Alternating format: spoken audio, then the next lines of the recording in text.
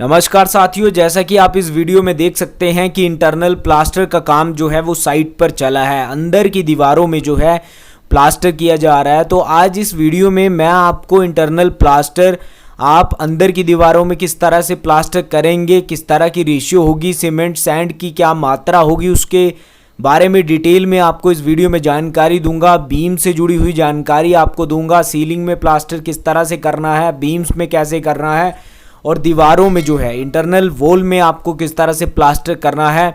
मैं हूं अविनाश शर्मा, एक बार फिर से आपका स्वागत करता हूं आपके अपने यूट्यूब चैनल पॉजिटिव बिल्डर्स में।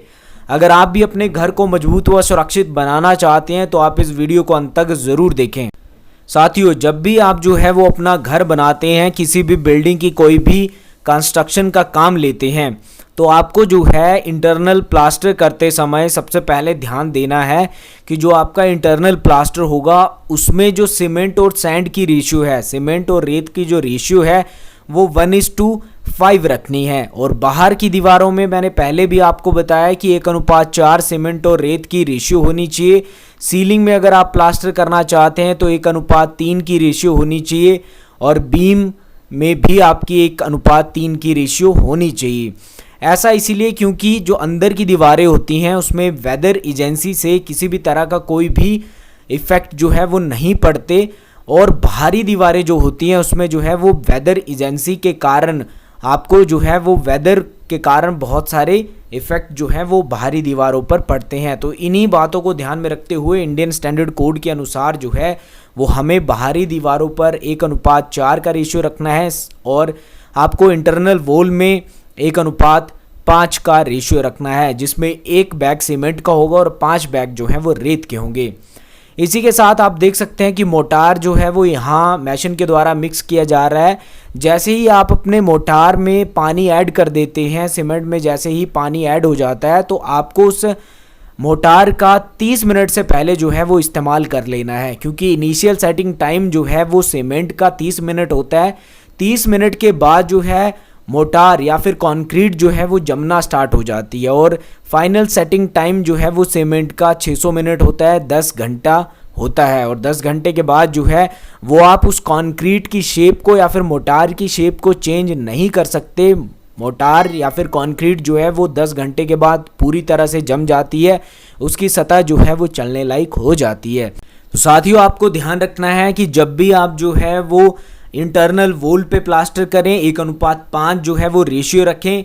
सीलिंग में जब प्लास्टर करें 1:3 या फिर बीम में प्लास्टर करें 1:3 की रेशियो होनी चाहिए सीमेंट और रेत की, और बाहरी दीवारों पर 1:4। बार बार इसलिए बता रहा हूँ ताकि आपको इन सभी टेक्निकल पॉइंट्स का ध्यान रहे और जब भी आप प्लास्टर का काम करें आपके प्लास्टर में इफ्लोरेंसेस जैसी कोई भी समस्या ना हो, क्रैक जैसी समस्या ना आए।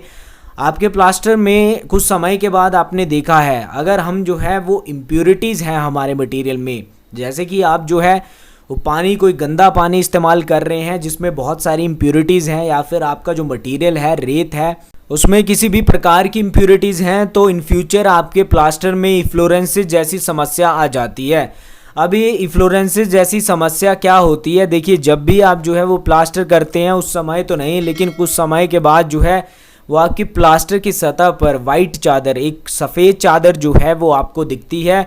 तो वो सारा का सारा जो है वो समस्या या फिर इस तरह की समस्याएं जो हैं वो इम्प्योरिटीज़ के कारण आती हैं। अगर आप जो है वो साफ़ पानी का इस्तेमाल नहीं करेंगे तब भी आपके प्लास्टर में, ब्रिक मशीनरी में, कंक्रीट में इस तरह की समस्या हो सकती है, या फिर आपकी मटेरियल में, रेत में, सीमेंट में किसी प्रकार की कोई भी इम्प्योरिटीज़ हैं तब भी इस तरह की समस्या जो है वो इन फ्यूचर आ जाती है।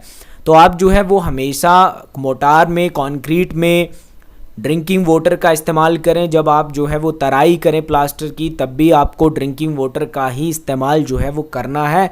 इस बात का भी आपको जो है वो हमेशा ध्यान देना है। अगर मैं बात करूं कि प्लास्टर की थिकनेस क्या होनी चाहिए, तो आपने देखा होगा कि आपकी जो दीवारें होती हैं, जो ईंट की दीवार होती है, उसमें हम जो है वो सेकंड क्लास ब्रिक का इस्तेमाल करते हैं जो कि हमें सस्ती पड़ती है, कॉस्ट में कम होती है।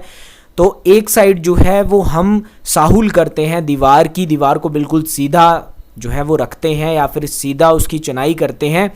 एक तरफ जो है वो हम साहुल नहीं करते।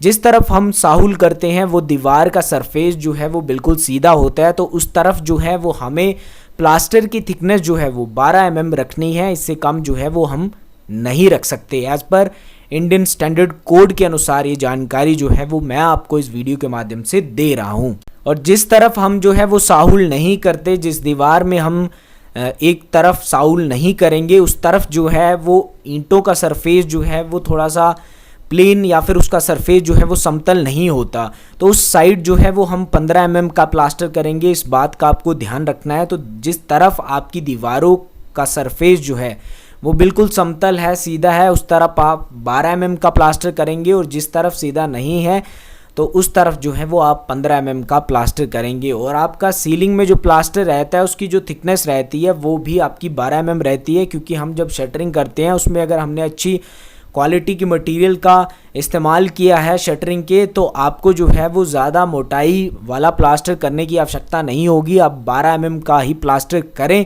तो शटरिंग का काम भी आप जो है वो अच्छे से करें और अच्छी मटेरियल का इस्तेमाल करें। शटरिंग का मटेरियल जो है वो अच्छा होना चाहिए, उसका सरफेस जो है वो नीट एंड क्लीन होना चाहिए, और बाद में जब आप शटरिंग निकालेंगे तो आपको प्लास्टर करने में आसानी होगी। इसी प्रकार से आपने ध्यान दिया होगा कि जब हम दीवारों की ब्रिक मैशनरी करते हैं या फिर दीवारों की चिनाई करते हैं, तो चिनाई करते समय अगर हम, आपने देखा होगा ईंटों के बीच में जो है वो अच्छी ग्रिप बनाने के लिए, प्लास्टर की अच्छी ग्रिप बन सके, आपका प्लास्टर मजबूत बने, उसके लिए हम जो है वो, आपने देखा होगा क्रॉस जॉइंट में जो है वो इस तरह से रैकिंग करते हैं।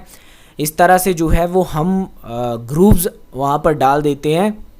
ग्रूव डालने का फ़ायदा ये होता है कि जब हम प्लास्टर करेंगे, सीमेंट मोटार का प्लास्टर का जो है वो एक अच्छा बॉन्ड, एक मजबूत बॉन्ड जो है वो आपकी दीवार के साथ बनेगा। तो जब भी ब्रिक मैशनरी करें, ब्रिक मैशनरी करने के बाद जो है वो आप ब्रिक मैशनरी में क्रॉस जॉइंट जो होते हैं वहाँ पर जो है वो आपको 5 से 6 mm के या फिर 8 mm तक मैक्सिमम ग्रूव जो है वो वहाँ पर प्रोवाइड करने हैं, ताकि आपकी प्लास्टर जो मोटार है उसका बॉन्ड जो है वो आपकी दीवारों के साथ मजबूत बने और आपका प्लास्टर जो है वो ना गिरे, या फिर आपने देखा होगा कि प्लास्टर जो है वो कुछ समय के बाद निकल जाता है, तो इस तरह की समस्या कभी भी नहीं होगी। आपका प्लास्टर जो है वो पील ऑफ नहीं होगा। तो जब भी आप जो है वो साइट पर प्लास्टर का काम करवाएं, इन सभी बातों का ध्यान रखें। और साथ ही साथ मैं आपको क्योरिंग के टाइम पीरियड के बारे में भी जानकारी दे देता हूं। जब आप प्लास्टर का काम कर लेंगे तो आपको जो है वो 7 से 10 दिन तक क्योरिंग करनी है। आप जो है वो साफ पानी का इस्तेमाल करें जब भी क्योरिंग करें।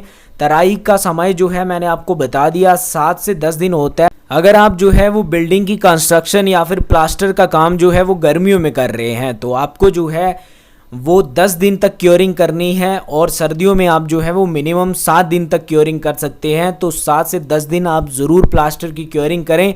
अगर आप प्लास्टर की क्योरिंग नहीं करेंगे या फिर कंक्रीट की क्योरिंग नहीं करेंगे, आपके स्ट्रक्चर में, आपके घर में, आपकी बिल्डिंग में दरारें आ सकती हैं। तो क्योरिंग करना ना भूलें, तराई जो है वो आप ज़रूर करें, आपके घर की मजबूती के लिए बेहतर होगा। और कभी भी आपको जो है वो तराई को नहीं स्किप करना है, तराई का काम आप जो है वो ज़रूर करें।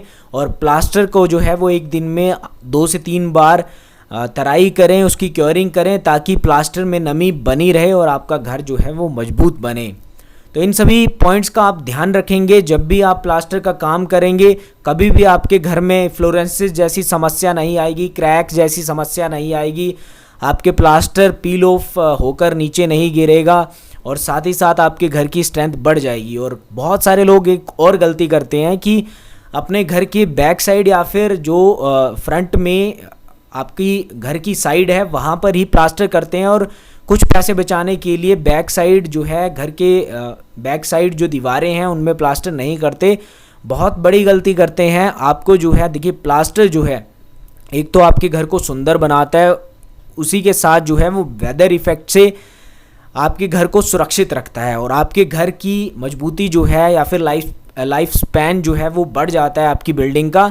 तो प्लास्टर करना ज़रूरी है। आपको बैक साइड, फ्रंट में, हर जगह जो है वो ज़रूर प्लास्टर करें, आपके घर के लिए बेहतर होगा। आज की जानकारी अगर आपको अच्छी लगी हो तो पॉजिटिव बिल्डर यूट्यूब चैनल को सब्सक्राइब कर दीजिए, बेल आइकन को प्रेस कर दें, ताकि इस तरह की महत्वपूर्ण वीडियो और जानकारी आपको समय पर मिलती रहे। आज की वीडियो में इतना ही, मिलते हैं नेक्स्ट वीडियो में। तब तक के लिए बाय, आपका दिन शुभ हो, धन्यवाद।